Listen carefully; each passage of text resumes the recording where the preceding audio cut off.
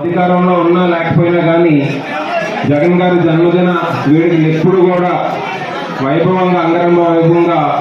చేసేదానికి సహకరిస్తున్నటువంటి మీరందరికీ ప్రత్యేకంగా కృతజ్ఞతలు తెలుపుకుంటూ తప్పకుండా జగన్మోహన్ రెడ్డి గారు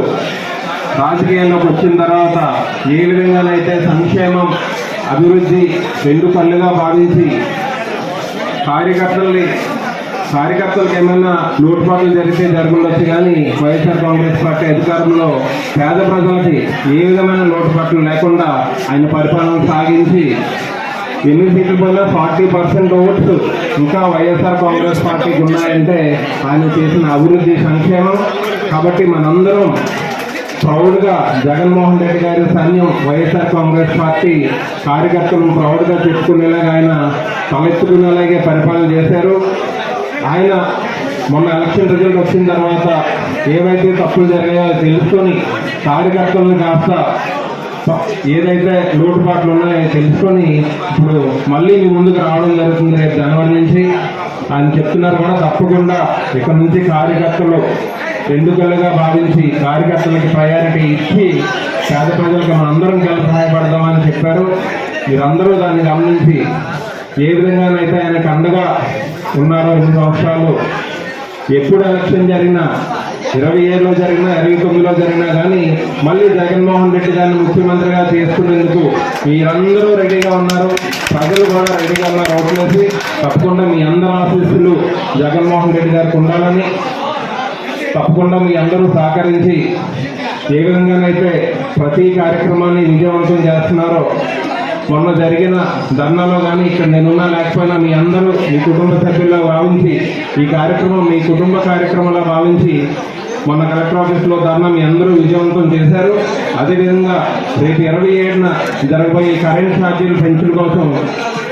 ఏ విధంగానైతే ఛార్జీల పెన్షన్లో కూటమి ప్రభుత్వం ఇచ్చిన వాగ్దానాలు పక్కన పెట్టి అబద్ధపు హామీలు ఇచ్చి అధికారంలోకి వచ్చి మళ్ళీ కరెంట్ ఛార్జీలు పెంచడం, ఫీజు రీయింబర్స్మెంట్లు చేయకపోవడం ఇవన్నీ చేస్తున్నారు. కాబట్టి మనం ప్రజల తరఫున పోరాడాల్సిన సమయం వచ్చింది. కాబట్టి మీ అందరూ సహకరించి ప్రతి కార్యక్రమాన్ని విజయవంతం చేసి ప్రజలకు ఉపయోగపడేలాగా పార్టీని మళ్ళీ ఏ విధంగానైతే 2019లో మంచి మెజార్టీతో గెలిపించారో అదేవిధంగా మళ్ళీ జగన్మోహన్ రెడ్డి గారిని మంచి మెజార్టీతో గెలిపించడానికి సహకరిస్తారని కోరుకుంటూ మీ అందరి తరఫున అనకాపల్లి ప్రజల తరఫున మరొకసారి మన ప్రియతమ నాయకులు జగన్మోహన్ రెడ్డి గారికి హృదయపూర్వక జన్మదిన శుభాకాంక్షలు తెలుపుతూ సెలవు తీసుకున్నాను. అనకాపల్లి పట్టణంలో వైఎస్ఆర్ కాంగ్రెస్ పార్టీ అధ్యక్షులు ఆంధ్రప్రదేశ్ మాజీ ముఖ్యమంత్రి అయినటువంటి వైఎస్ జగన్మోహన్ రెడ్డి గారి జన్మదిన వేడుకలు అత్యంత వైభవంగా మా అనకాపల్లి వైఎస్ఆర్ కాంగ్రెస్ పార్టీ పెద్దలు నాయకులు అందరి ఆధ్వర్యంలో మాజీ పార్లమెంట్ సభ్యురాలు సత్యవతమ్మ గారు, అలాగే పార్టీ పెద్దలు దిలీప్ కుమార్ గారు, కార్పొరేటర్లు, పార్టీ ప్రెసిడెంట్లు, ఎంపీపీలు, జడ్పీటీసీలు, కార్పొరేట్ ఇన్ఛార్జీలు, అలాగే ఎంపీటీసీ సర్పంచ్లు అందరూ వచ్చి ముఖ్యంగా వైఎస్ఆర్ కాంగ్రెస్ పార్టీ వెన్నుముక అయినటువంటి కార్యకర్తలు అందరూ కూడా పెద్ద ఎత్తున పాల్గొని లాస్ట్ 2-3 డేస్ నుంచి కూడా ఈ పుట్టినరోజు వేడుకలు ఇంత వైభవంగా చేసి జగన్మోహన్ రెడ్డి గారికి జన్మదిన శుభాకాంక్షలు తెలియపరుస్తూ మా నాయకులు కార్యకర్తలు అందరూ ఏ విధంగానైతే జగన్మోహన్ రెడ్డి గారు 5 సంవత్సరాలు సంక్షేమ అభివృద్ధి పరిపాలన కొనసాగించారో రాష్ట్ర ప్రజలు ఈ కూటమి ప్రభుత్వం వచ్చిన తర్వాత ఎన్ని ఇబ్బందులు పడుతుందో, ఇచ్చిన హామీలు నెరవేర్చకుండా అబద్ధపు హామీలు ఇచ్చి అధికారంలోకి వచ్చి కరెంట్ ఛార్జీలు పెంచడం కానీ, రైతన్నలకు ఇస్తానన్న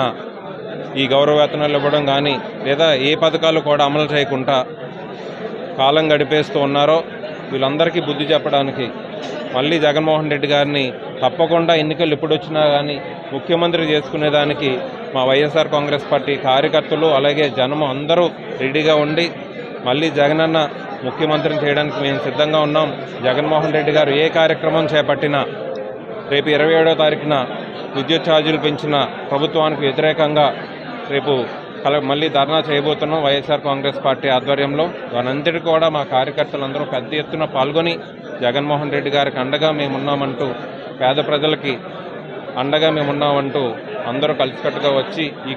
ప్రతి కార్యక్రమాన్ని విజయవంతం చేస్తున్నారు. మళ్ళీ మా అనకాపల్లి నియోజకవర్గ ప్రజల తరఫున, నాయకుల తరఫున జగన్మోహన్ రెడ్డి గారికి హృదయపూర్వక జన్మదిన శుభాకాంక్షలు తెలియజేస్తూ సెలవు తీసుకున్నాను. Thank you.